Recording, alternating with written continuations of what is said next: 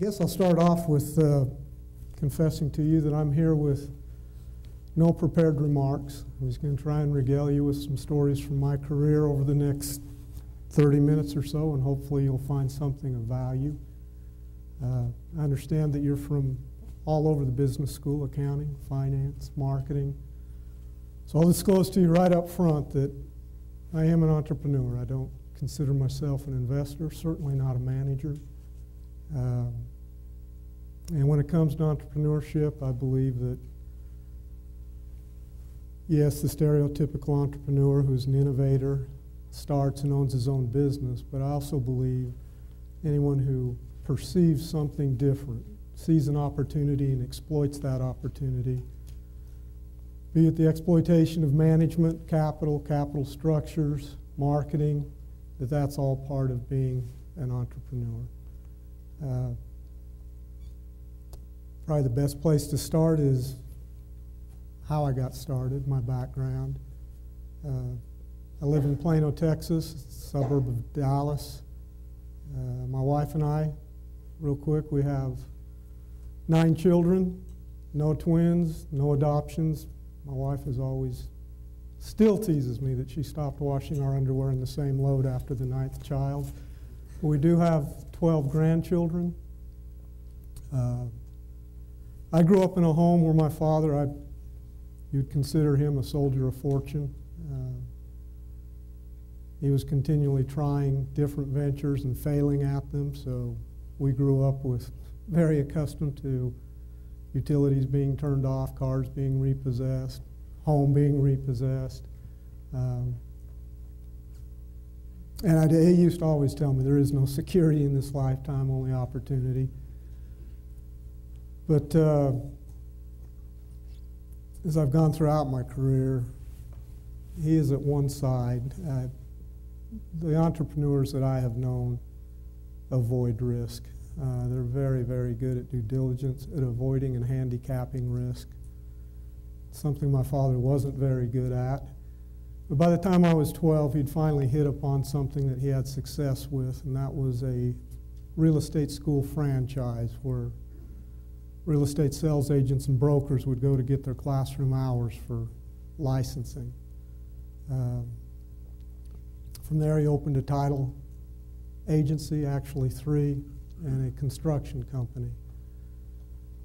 So I grew up from the age of 12 working in those businesses, correcting tests, searching titles down at the courthouse.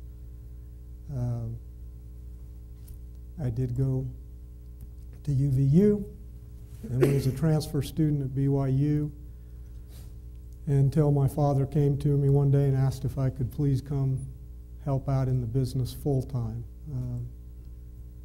This is the late 70s. Frankly, his construction company and title agencies were circling the drain. He'd had a manager in the title company that had embezzled just short of $2 million, and so they were robbing Peter to pay Paul. They were taking money out of the construction company to try and meet closings in the title company. So I did get to go to work full-time in that environment, and eventually presided over the dismantling of those 2 businesses as my father spent less and less time. In fact, towards the end, stopped coming in altogether. It was just, don't mean that as a negative. I say it because it's probably, without a doubt, the best educational experience I ever had. You learn an awful lot watching businesses fail, what went wrong, what they should have done differently, dealing with bankers, trying to complete houses, and then working with them on foreclosures and so forth. So I learned an awful lot there. It came at a very high tuition for my father, but as things would turn out, the real estate school he sold and took the money and quite literally left with another woman, and I was left at that point without a job, without a degree, married with 2 children. The only thing I had was an idea. That idea involved buying apartment complexes in Texas, which we'll get to in a minute. But that also required capital, something I did not have either. Now, while I do not, in fact, I abhor debt. We have been a debt-free business for going on 27 years. I did start out with debt. Not proud of the way I did it. It's rather embarrassing, but I can tell you, because you couldn't do it today, not with the way credit agencies and their computer systems and inquiries.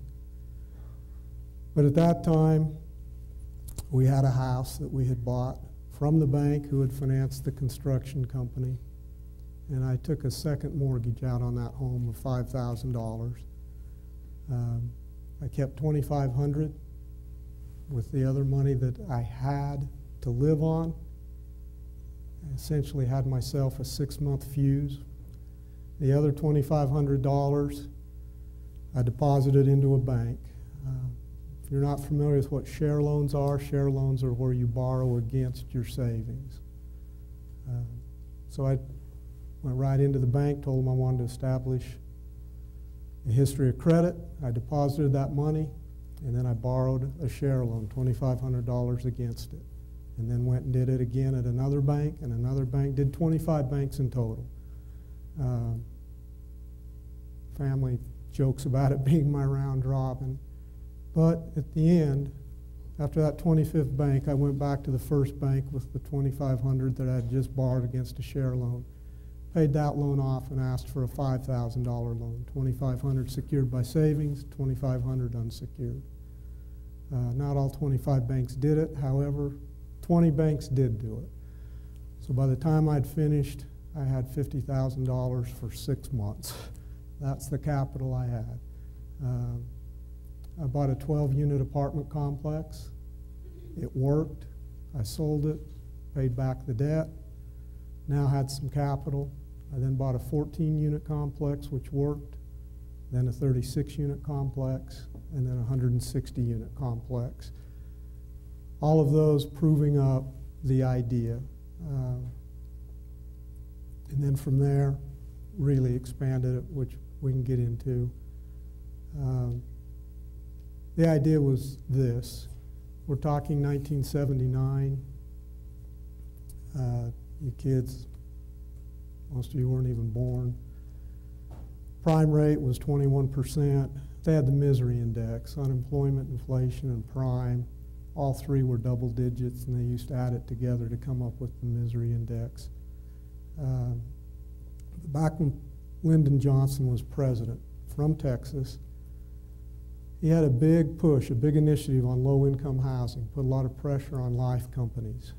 And they did build a lot of apartments, low-income apartments, in the late 60s, primarily by one developer, a fellow named Danny Rabinowitz. But because they were low income, the landlord paid all utilities, electric, gas, water. With rising utility costs and so forth, these life companies had foreclosed and taken literally all of those complexes back by the mid-70s. They maintained those complexes very well. There was obviously no new construction. Occupancies were very high. While in apartments you can never actually hit 100% because there is always some turnover, tenants moving out, new people signing leases, moving in on the first of the month. The best you can hope for is somewhere around a 97, 98% physical occupancy.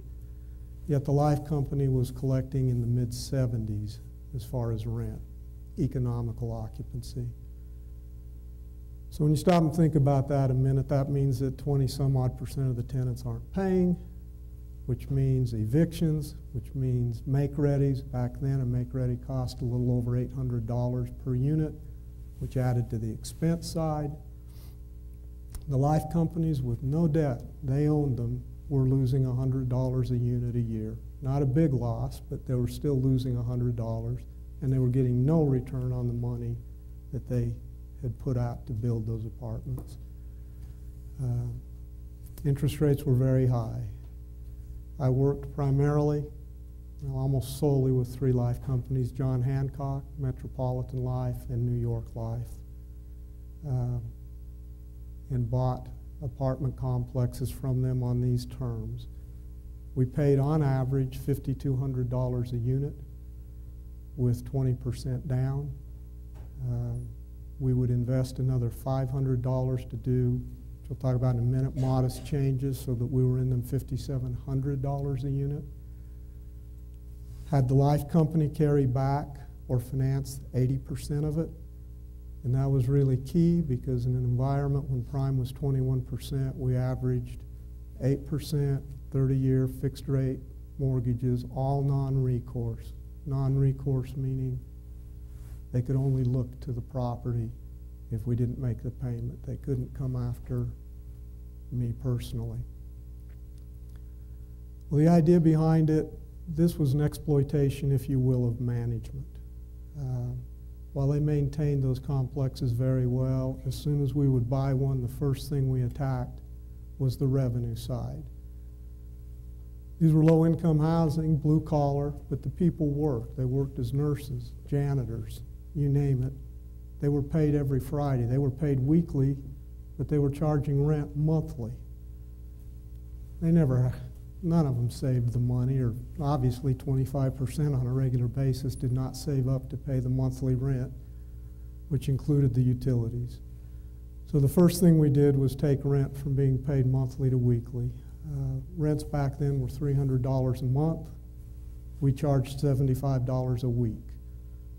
If you think about that a minute, we also passed on in that a rent increase that went unnoticed to the tenants. When you collect monthly, you collect $48 a week. When you collect weekly, you collect $52 a week. So we were collecting an extra month that the life company wasn't before. Secondly, the vast majority of these people did not have bank accounts. Unlike Utah, back in those days, Republic Bank, which was right there, you couldn't open up a checking account without a credit rating, which most of them did not have. So when they'd get paid on Friday, they would go and cash their checks, pay a very high price to do that. That extra $500 a unit that I told you we would invest, this is part of where it would go. We installed little bulletproof glass cages inside the office where we cashed payroll checks for free. And every Friday is just what you would think. We would have tenants lined up to cash their checks for free, and we would just withhold their rent. So from an income standpoint, we went immediately from mid-70s to where our economic occupancy was equivalent to the physical occupancy, 97, 98%. Big boost on the revenue side, plus the rental increase. On the expense side, as I've always told my kids, if you can't manage pennies, you'll never be able to manage dollars. There was nothing that was too small. Starting at the big expenses, hot water heaters. If you had 8 of them in a building, instead of having all 8 of them run full blast, we replumbed them in series so that one hot water heater took it up to this, it spilled into the next, that took it up to this. So you didn't have 8 of them running full blast. The boiler, gas and air are 2 different densities. The little 99-cent part that we'd install just before it went into the boiler that would remix the air and the gas, that was a big savings. The buildings were now 12 to 14 years old. The insulation had fallen. We put radiant barrier in the attics to reflect heat out in the summer and down in the winter. Toilets, we siliconed a brick in the tank of every toilet. We started providing all lights. We didn't want tenants buying their lights. They were out there getting 400-watt light bulbs. Long story short, we cut expenses by 40% almost instantly. So at the end of the day, They went from losing $100 on average per unit before debt service per year to where we were making on average $1,610 per year after debt service to the life companies. To put some scope behind that, between the beginning of 1980 and October of '81, purchased 10,080 units from those three life companies. That was bought with roughly half of them with investors, the other half with a financial institution who partnered with me, where they got their money back first and then we split. Sold all those units in '83 and '84 to two different financial institutions. Sold them for an average of $16,300 a unit. So that idea, if you will, that idea was worth, at the end of the day, it made $134 million profit after giving back the investors their capital. Then their share of the profit was another 40 something. The idea to my company was worth $91 million. And from that brought home in spades to me that in the world of business, ideas are worth so much more than time. It doesn't matter how much you're paid by the hour. At the end of the day, there's only so many hours in a day, yet an idea has no ceiling on it. And hence, I've always told my kids they can work long or they can work smart. But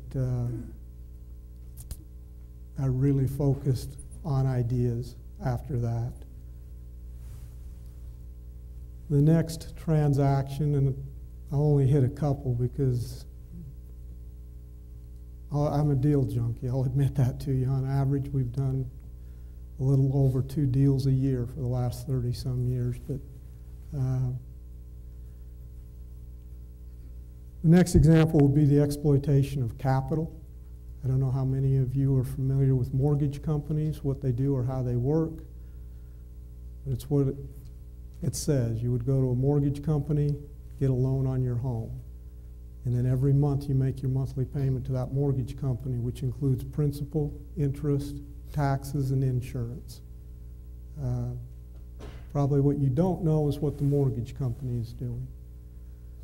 What the mortgage company does is pool mortgages, groups mortgages together in pools.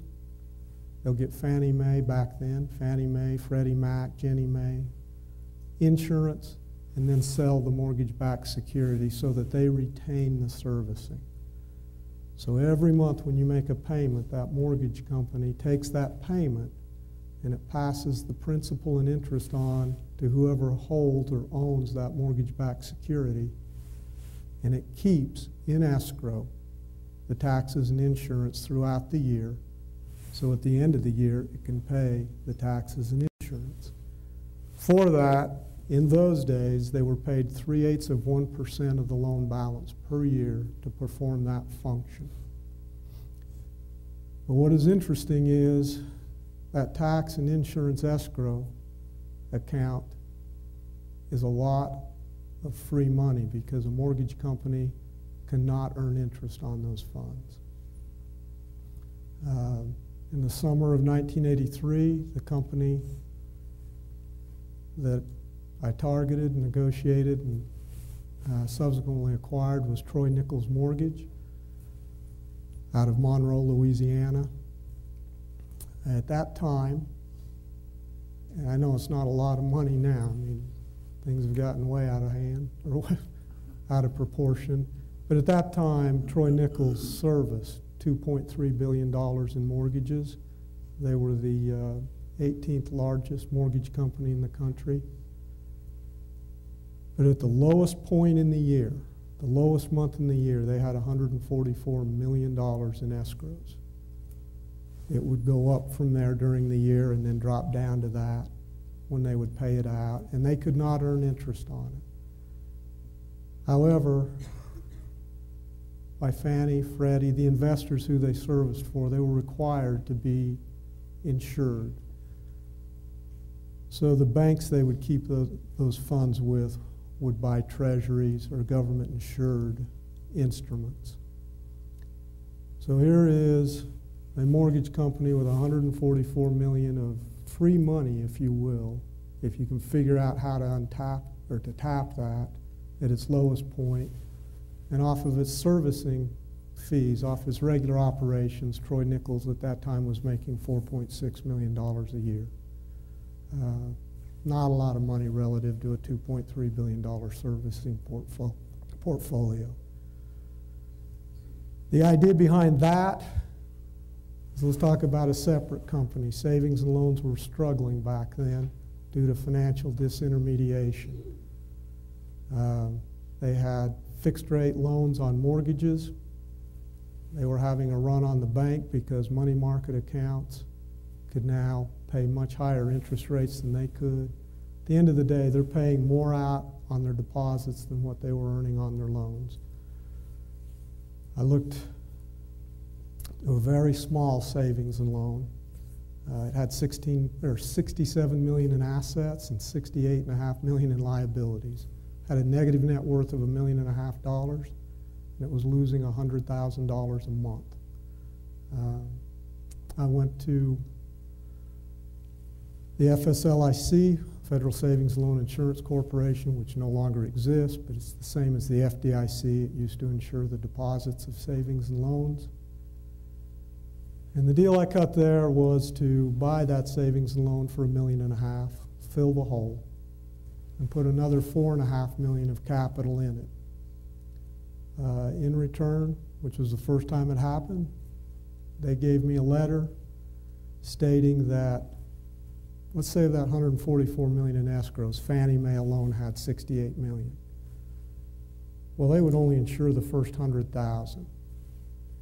They gave me an opinion letter saying that no, as long as no individual loan or individual borrower's escrow account exceeded $100,000, it would be covered by their insurance. Well, obviously, nothing even came close. Most of these escrow accounts, a big one would have been $1,300. So with that letter, I had negotiated the purchase of Troy Nichols Mortgage for $64 million. The way that was accomplished is I acquired the savings and loan, raised the interest rate on our 90-day CDs. Back then they were called brokered CDs. It took about 10 days to bring in $64 million. The savings and loan wrote a check. Actually, it wired the money, $64 million, to the shareholders of Troy Nichols, and the savings and loan now owned that mortgage company. And you can guess the very first thing we did was to take, at the time that we closed on it, there was actually $190 million in those escrow accounts. The first thing we did is the mortgage company opened a checking account at the savings and loan. All $190 million went into that checking account. So the savings and loan now had $190 million of free money, no interest on it whatsoever. Let the CDs roll out as they matured at 90 days. So now that savings and loan just did, granted, it was a minnow swallowing a whale. There's no question about that. But it picked up the earnings from that, from the servicing operation, which was $4.6 million a year, and it picked up a bunch of free deposits, which we used to invest in Ginnie Mae's at that time, and they were yielding 12.5%. That savings and loan went from losing $100,000 a month to making $19.5 million in the year 1984. The bad news is it was the most profitable savings and loan in the country for its size. It made the front page of the Thrift News. So it did not take long for competitors to figure out how that was done. And up until that time, you could buy mortgage servicing rights based on the 3/8 servicing fee alone. After that time, people started attributing a value to the escrows. So the market quickly took that exploitation away. But from closed on Valentine's in '84, Valentine's Day. From 1984 until late '87, that idea Chase Bank bought that mortgage company for $335 million. So that idea was worth an awful lot of money, far more than you could ever make by the hour. In other words, business will reward creativity. I don't got a glare here. 10 minutes. I'll give some question and answers at the end. Got several examples I can go through, but maybe the thing I should do is just cut to what I'm doing right now, which is, well, we're always doing something. We never invest more than 10, never have invested more than 10, after the apartments, more than 10% of our capital in any one deal, no matter how good it looks. But the entrepreneurial endeavor that we're in is far more traditional, a better mousetrap, if you will. I'm sure you'll probably cringe at first, but it has to do with recreational vehicles, RVs. I don't know how many of you or your parents have ever owned a motorhome, but I bought my first one in 1985, and while they're a lot of fun with the family, they are a real hassle to own. A real hassle through every facet of it. People go out, I look at our customers, you know, they spend $500,000 and up for these things. The first thing they have to do is find a place to park it, because no municipality where we live will allow you to park it on the street or in your driveway.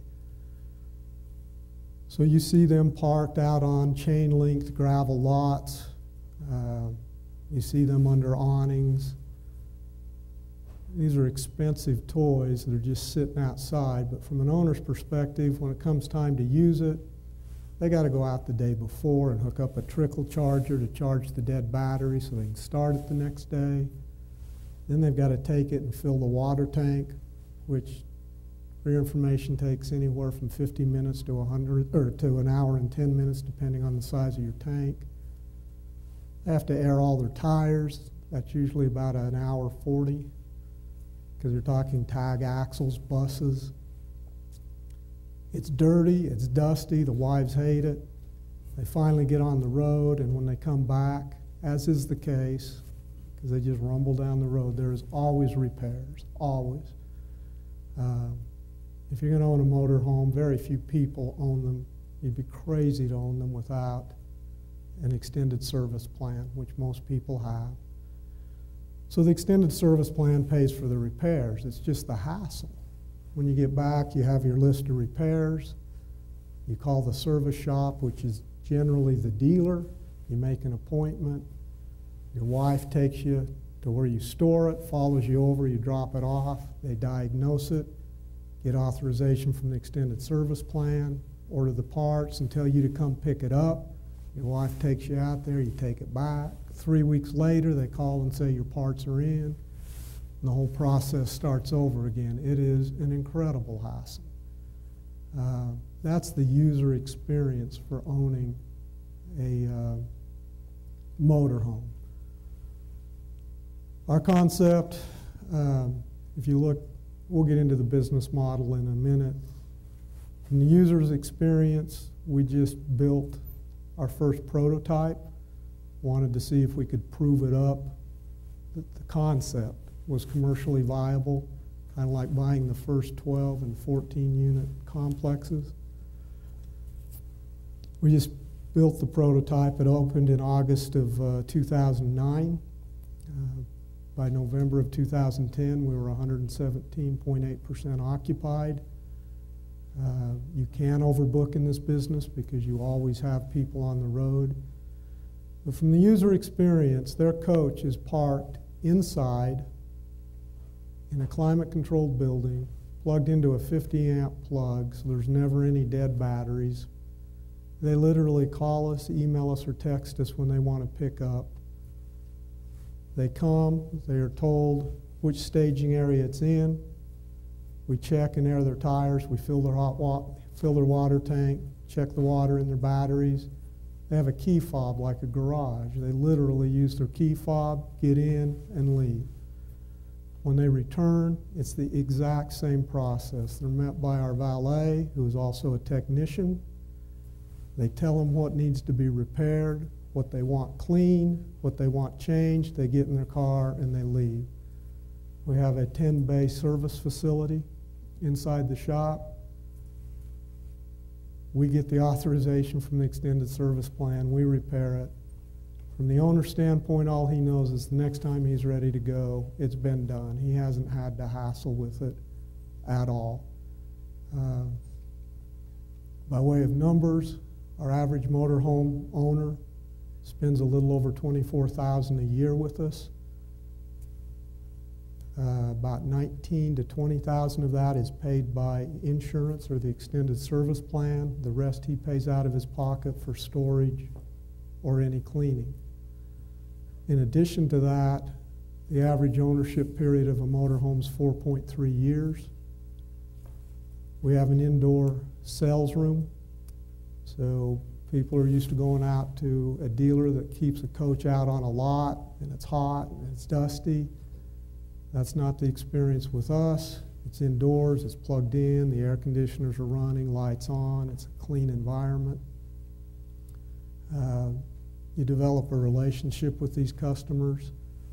We sell their coach for them, and we sell them their new coach. 68% of all coaches sold are used. The average sales price last year was $260,000.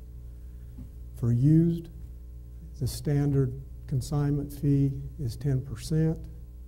So on average, every 4.3 years, we will collect $26,000 from them on the sale of their coach and something more than that on the purchase of their new coach. That is a lumpy business, but it gets to the business model. The business model is this. When it comes to storage, it's very mom and pop. It's very fragmented.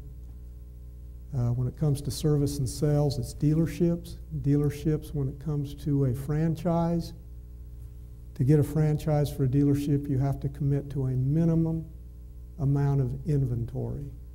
The dealer closest to us, I can give you comfortable giving the name because he went broke this past year and died, was Buddy Gregg. He had $34 million in inventory. That's just before you even get to his property or building. Making 10% on a coach, paying a 20% commission. That left him with the rest to cover interest on what he floored, to pay for advertising, to pay the help. The list goes on and on. Well, once tenants came with us, once they were on our pad in that building, it was captive business. They didn't take their coach back to Buddy Gregg to get service because it's just too easy to tell us what's wrong when they drop it off and we fix it. So it took a big cut out of his service.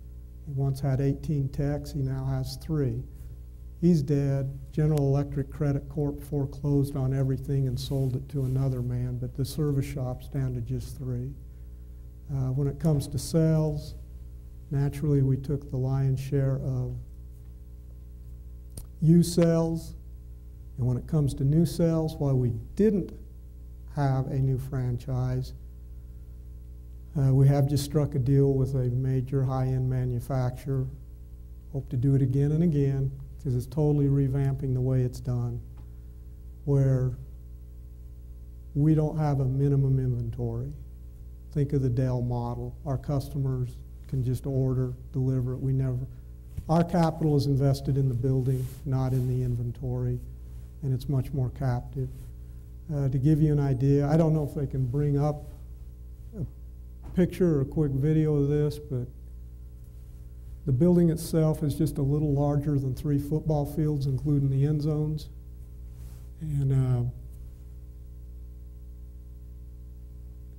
if you click on that watch, maybe you can click one of the 30-second videos to get a feel for it. From an investment standpoint, I'll finish that up real quick. We're looking at a 30% cash-on-cash return each year with no leverage, no debt.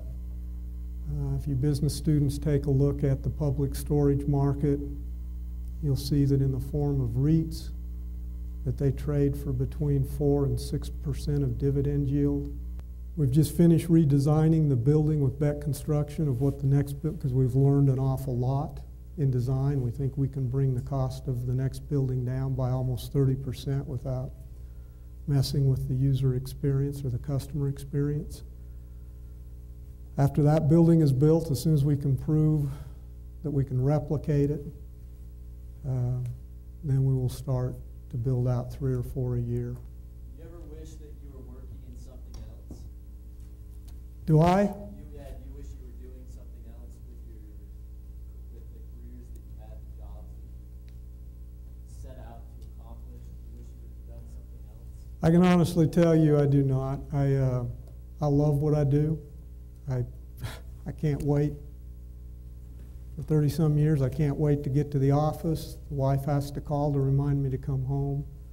I love what I do. I've told all of my children if they can find something that they love to do, they'll never work another day in their life.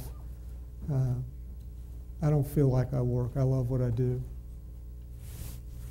Across all your different ventures, how many employees do you have? Well, it varies depending on what kind of businesses we're in. I mean, the mortgage company at the end had close to 3,000 employees. I think the question you're maybe getting to, and it took me a while to realize it and get to it, as far as I used to office at one of the businesses, and that all the time, that was a disaster. Managers wouldn't manage. They were always coming to me with questions, taking up my time.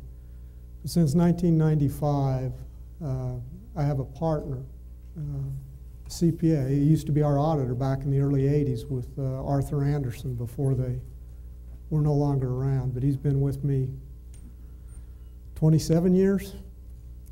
He owns 11% of the firm. He and I and administrative assistant since 95 have officed in an office. That's it. All the employees, managers, they office out at their businesses. Our time is free. You're not asking it, but I'm a voracious reader, but I don't read very many books. I mean, if I read 3 books a year, that would be a lot. To me, reading books is looking in the rearview mirror. It's something somebody else did. The marketplace has already figured it out. I don't draw a lot of any inspiration from what someone else did. What I've always been passionate about, which goes back to the early 80s, going to the public library and checking them out, till by the early 90s you could get them online. It's a wonderful environment now. I read lots and lots of 10Ks, 10Qs, and annual reports. If I said it, for me, I'm passionate about business. When you read those things, there's a lot of really, really bright people out there in this country, a lot of people with really neat products or services. And the more you read, the more things start to come together for you down the road. In other words, the ability to come up with an idea, to come up with something creative that you can capitalize on. Any creative idea you find in a book, in my opinion, has already been done. Everybody's known about it, and you can't do it again. You got to come up with the next idea. And for me, I get it by reading those because I love to read about businesses. Just a quick example, back in the REITs, there was a REIT, Southmark, bought apartments, office built, real estate galore in the 80s, and they bought it with junk bonds from Drexel Burnham. Well, the tax laws changed in 1986. The value of real estate plummeted, and this is just an example. Here's Southmark. They own all this real estate. They're suffering from lower occupancies. They're struggling and, in fact, not making debt payments on a lot of the bonds. They can't sell their real estate because if they sold it, they would recognize a huge loss that would put them in violation of their debt covenants. They don't have enough money to make debt service, let alone pay the bonds. that wasn't something somebody came to me on. I had been reading. Well, their bonds were trading for between 18 cents and 24 cents in the public marketplace. It was a no-brainer to go buy blocks of their bonds, to go buy $50 million worth of bonds for $10 million, and then go to Southmark and say, hey, we can buy $50 million of your real estate at your book value. You don't have to book any loss. It retires $50 million of your debt, and if it works, we'll do it again and again with you. So that they were able to start reduce, couldn't go fast enough, they still went belly up, but from our perspective, granted, we were buying real estate that was really only worth 60 cents on the dollar to Southmark, but we only paid 20 cents for it anyway, because that's all we paid for the bond. Whether it's buying up the bonds of a municipality and taking it through bankruptcy, the list goes on, and the ideas come from reading 10Qs, 10Ks, annual reports. So no, I love what I do. My partner and I sit in that office. We read, we bounce stuff, brainstorm, up in the back. Seems like Vic Davis having big ideas, so for us being young and we have an idea, and it's not like also getting out of it, just personally looking capital. What would be the next step, or what would you suggest if you have an idea? My suggestion would be it doesn't cost anyone in here a dime, if you're passionate about business, to start reading about businesses. You can go online to the SEC and read all the annual reports you'd like for free. When you come up with an idea, the capital will always follow. That wasn't the case when I started, but I'm more convinced now than ever that if you have a good idea, it is not a problem to attract capital.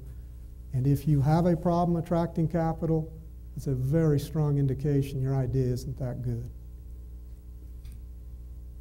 Okay. Yes?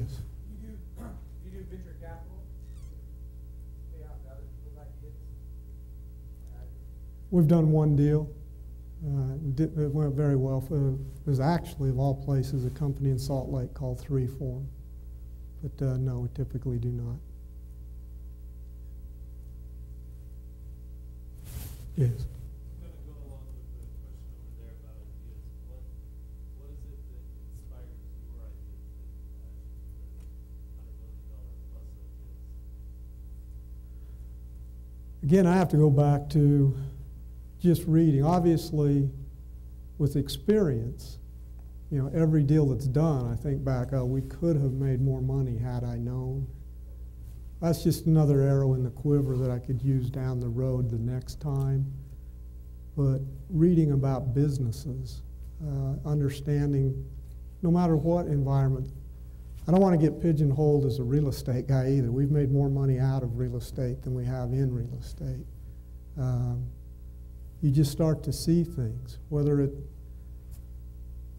in 97, 98, when subprime auto loans tanked, the government was out there. You could buy subprime auto loans for 2 or 3 cents on the dollar all over the place. Well, knew of a company, Credit Acceptance Corporation, who specialized in subprime auto lending and collections. Very good. They couldn't borrow money or access capital to make loans at that time because it had tanked. Well, it was a no-brainer. If you can buy something for 2 or 3 cents on the dollar, transfer it to CAC to collect and split. You know, stuff just starts coming together. The more businesses that you know about and you know what they do, when something happens, the more likely you are to see how those pieces can fit together.